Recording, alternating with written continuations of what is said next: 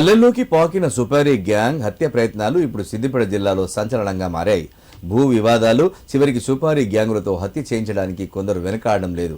Siddipet rural మండలం చిన్నగుండవెల్లి గ్రామంలో తలెత్తిన ఓ భూ వివాదంలో పుల్లగుర్ల ఎల్లారెడ్డి అనే వ్యక్తిని హత్య చేయడానికి ప్రయత్నించిన ఘటన చోటు చేసుకుంది.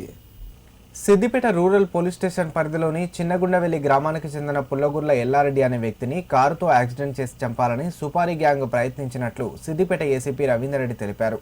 హత్యకు 10 లక్షలు తీసుకున్న సుపారీ గ్యాంగ్లో 8 మంది నిందితులు అదుపులోకి తీసుకోగా మరో 2 నిందితులు పరారులో ఉన్నట్లు పోలీసులు తెలిపారు. బాధితుడి తండ్రి పుల్లగుర్ల నారాయణ రెడ్డి ఫిర్యాదు మేరకు సిద్దిపేట రూరల్ పోలీస్ స్టేషన్లో కేసు నమోదు చేసి దర్యాప్తు చేపట్టారు.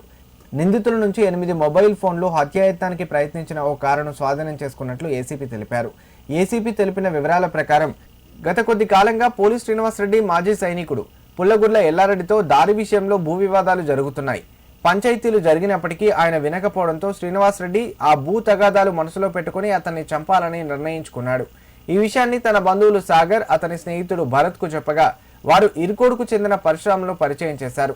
అతను పనికి 10 లక్షలకు బేరం కుదుర్చుకున్నారు. సిద్దిపేట జిల్లా రూరల్ పోలీస్ స్టేషన్ సంబంధించినటువంటి పోయిన నెల 22వ తేదీ రాత్రి యాక్సిడెంట్ జరిగింది. దీనికి సంబంధించి 23వ తేదీ మనకు ఫిర్యాదు రావడం జరిగింది. దాంట్లో సారాంశం ఏమనగా ఎల్లారెడ్డి అనే వ్యక్తి బైక్ పైన వెళ్తుండగా, తన ఇంటికి వెళ్తుండగా చిన్నగుండవెల్లి గ్రామస్తుడు చిన్నగుండవెల్లి గ్రామ శివారులో అతనికి యాక్సిడెంట్ చేయడం జరిగింది. ఒక గుర్తు తెలియని కారు అని మాత్రమే తెలుసు. మొదట దీన్ని యాక్సిడెంట్ కేసుగా నమోదు చేయడం జరిగింది. తర్వాత తదుపరి విచారణలో దీనికి సంబంధించినటువంటి కొన్ని అనుమానాలు రావడంతో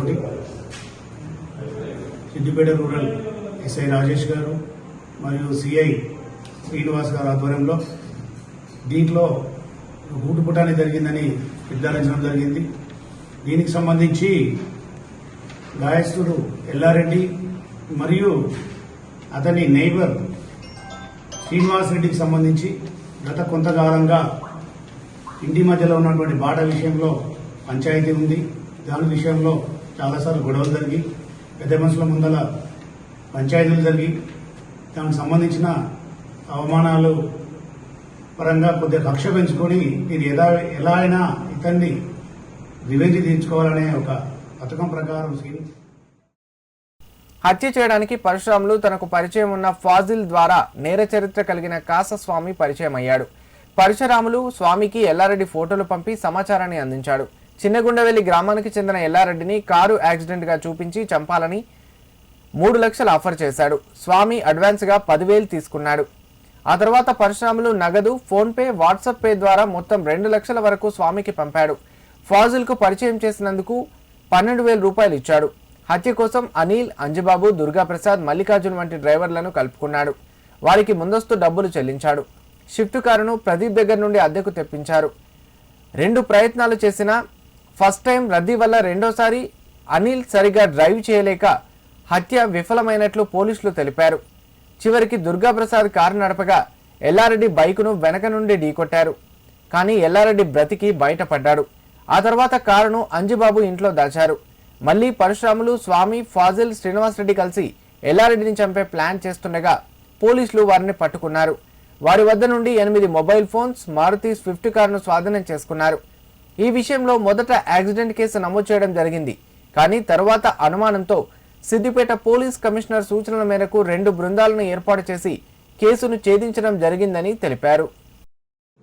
ఈ కేసుకు సంబంధించినటువంటి మొత్తం సుపారీ ఇచ్చినటువంటి శ్రీనివాసరెడ్డిని, గురుషకుంట పరశురాముల్ని, కాసా స్వామి పెదమాసన్పల్లి తోగుట మండలము, జక్కుల దుర్గాప్రసాద్ అంబేద్కర్ నగర్ సిద్దిపేట, చెంది అనిల్ సిరసనగండ్ల కొండపాక మండలము, పిల్లిట్ల అంజిబాబు చెర్లంకిరెడ్డిపల్లి చిన్నకోడూరు మండలము, మేఘరాజు మల్లికార్జున్ బోయపల్లి సిద్దిపేట మరియు ఎండి ఫాజిల్ చార్ద్వాన్స్ వీధి సిద్దిపేట వీళ్ళందరినీ అరెస్ట్ చేయడం జరిగింది. మరియు ఈ యొక్క కేసును మొదట యాక్సిడెంట్ కేసుగా నమోదు చేసినటువంటి సెక్షన్ ని 109, 111, 238, 61 క్లాస్ 2, రెడ్ విత్ 35 క్లాస్ 5 భారతీయ న్యాయ సంహితలో సెక్షన్ గా మార్చడం జరిగింది. ఈ రోజు వీరిని కోర్టులో హాజరుపరచడం జరుగుతుంది. మరియు ఈ యొక్క కేసులో వీళ్ళు వాడినటువంటి మొబైల్ ఫోన్లు ఏదైతే కారును చంపే ప్రయత్నం చేశారో స్విఫ్ట్ కార్ AP28BV 9918 ని సీజ్ చేయడం జరిగింది. ఈ రోజు వీరందరినీ కూడా కోర్టు ముందు హాజరుపరచడం జరుగుతుంది. ఈ యొక్క సందర్భంగా సిద్దిపేట రూరల్ ఎస్ఐ, సిఐ మరియు సిబ్బందిని చాకచక్యంగా వెలికి తీసినటువంటి ఒక యాక్సిడెంట్ కేసుగా భ్రమ పట్టించే విధంగా చేసినటువంటి ఒక అటెంప్ట్ మర్డర్ కేసుని డిటెక్ట్ చేసినందుకు అభినందిస్తూ దీనికి సంబంధించిన రివార్డు పంపడం జరుగుతుంది.